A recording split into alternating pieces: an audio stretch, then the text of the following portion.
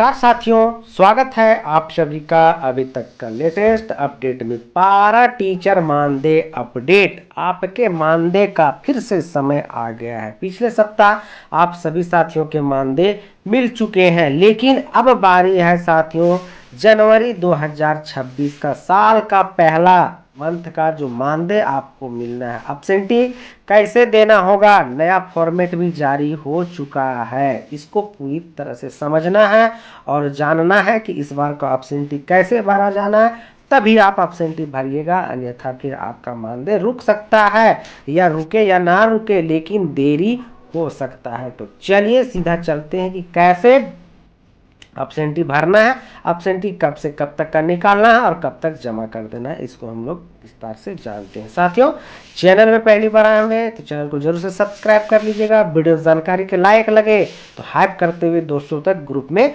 अवश्य शेयर करिएगा। तो सबसे पहले जानते हैं साथियों कि जनवरी 2026 का जो अब्सेंटी देना है वो कैसे देना है। तो जिस जिस जिले में 21 से 20 तक का जाता है अब्सेंटी, आज 20 तारीख है, ठीक है, आज 20 तारीख है, अर्थात आज कार्य दिवस का हमारा महीने का अंतिम दिन है। तो जैसे ही आज अब से ये ईबीबी में अपना अटेंडेंस अपलोड करेंगे, हम लोग पीडीएफ डाउनलोड करके रख लेंगे। पीडीएफ डाउनलोड करने के बाद आज रात में ही सारी तैयारी कर लेंगे, फॉर्मेट को पूरी तरह से भर लेंगे। फॉर्मेट क्या है मैं अभी आपको बताने वाला हूं। तो जो अब्सेंटी निकलेगा साथियों वो निकलेगा 21 दिसंबर से, ठीक है, 21 दिसंबर से 20 जनवरी तक का, ठीक है। 21 दिसंबर का भी निकलना है, क्योंकि पिछले बार जो अब्सेंटी निकला था 21 से 20 तक का। और बहुत सारे अगर कुछ जिले ऐसे हैं जो 25 से 24 निकालते होंगे तो बात की बात है, लेकिन लगभग साथियों 21 से 20 निकलता है। यदि कोई ऐसे जिले हैं जहां 25 से 24 निकलता है तो आप जरूर कमेंट करिए, क्योंकि विभाग के द्वारा पहले ही लेटर निकल चुका है कि सभी जिलों से अब्सेंटी आ जाने हैं 24 तारीख तक, 23 तारीख तक, ठीक है। तो उस पर हमने बहुत पहले ही वीडियो दे रखा है, उसको अभी दोहराने का कोई मतलब नहीं है, लेकिन बस इतना है कि 21 तारीख से 20 तारीख का निकालना है और समय पर अगुआ साथी के माध्यम से पहुंचा देना है। अब जो फॉर्मेट जारी हुआ है साथियों वो क्या है, उसको हम लोग पहले समझते हैं कि किस तरह का फॉर्मेट आपको इस बार दिया जाना है। तो ये देखिए, राजकीय मध्य विद्यालय, आपका विद्यालय का नाम हो जाएगा, मध्य भी हो सकता है, प्राइमरी भी हो सकता है ना, प्राथमिक भी हो सकता है। इसमें ज़्यादा दिमाग लगाने की जरूरत नहीं, अपना विद्यालय का नाम यहाँ लिख देना। अनुपस्थिति विवरणी दिनांक से दिनांक तक, अर्थात 21 दिसंबर से 20 जनवरी 2026 तक यहाँ भरा जाएगा, ठीक है।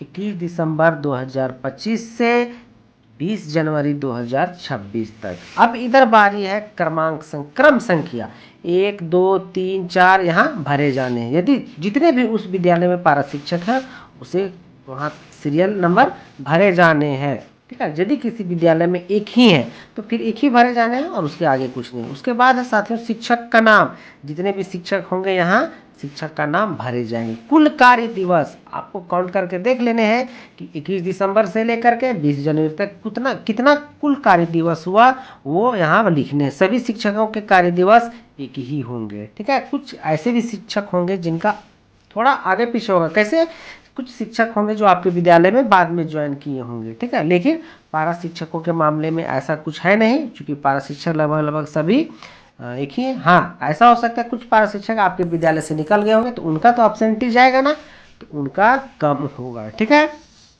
कुछ आपके विद्यालय के ऐसे पारा शिक्षक होंगे जो आचार्य में चले गए हैं तो उनका यहाँ कम हो जाएगा कार्य दिवस, उनका कार्य दिवस आप जरूर से गिन लीजिएगा। बायोमेट्रिक उपस्थिति, जितना दिन बायोमेट्रिक उपस्थिति आपका बना है आप ईबीबी से अपना बायोमेट्रिक अटेंडेंस निकाल लीजिएगा और उसको गिन लीजिएगा।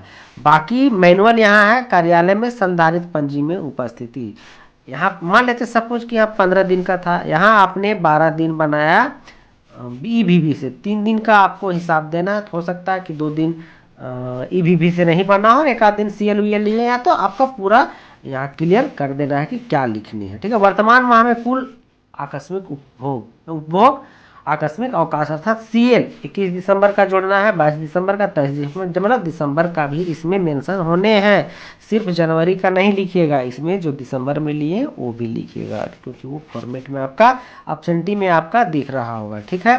पूर्व माह तक कुल उपभोग आकस्मिक अवकाश पिछले, है ना, दिसंबर तक कितना लिए थे सो लिख दीजिएगा। और वहाँ नीचे में नोट में फिर मेंशन कर देंगे कि ये जो सीएल है वो दिसंबर का है, ठीक है। नया में अगर जनवरी में लिए तो सही, नहीं लिए तो कोई बात नहीं। कुल उपभोग आकस्मिक अवकाश जो टोटल हुआ सो, अब विशेष अवकाश जितनी भी माताएं बहनें शिक्षिकाएं हैं उनके लिए है ना, वो अपना देख लेंगे। विशेष अवकाश लिए है तो ठीक है, आने तो फिर कोई बात नहीं। अन्य अवकाश यदि किसी तरह का अन्य अवकाश है तो वो भी उनको देना है। अब यहाँ है मेल है, या तो बहुत बहुत सारे जिलों में या प्रखंडों में मेल है, बहुत जगह पे सिग्नेचर है, ठीक है। यहाँ मोबाइल नंबर है, सभी के मोबाइल नंबर जाएंगे, सभी के सिग्नेचर और मिल जाएंगे एक एक करके। तो ये है साथियों नया फॉर्मेट जो आपको देना है और बारीकी से भरना है। खास करके वैसे शिक्षकों का बिल्कुल बारीकी से भरिएगा जो सहायक आचार्य बन करके चले गए हैं, पहले पारा शिक्षक थे, आचार्य बन करके चले गए हैं। तो इस तरह से जरूर से आप भरिएगा और समय पर जमा कर दीजिएगा। बहुत लेट लतीफ करते हैं, इसके कारण मानदेय आपको लेट से मिलता है। साथियों वीडियो में बने रहने के लिए आप सबका बहुत बहुत शुक्रिया। मिलते हैं एक नए वीडियो में नए अपडेट के साथ। थैंक यू, धन्यवाद।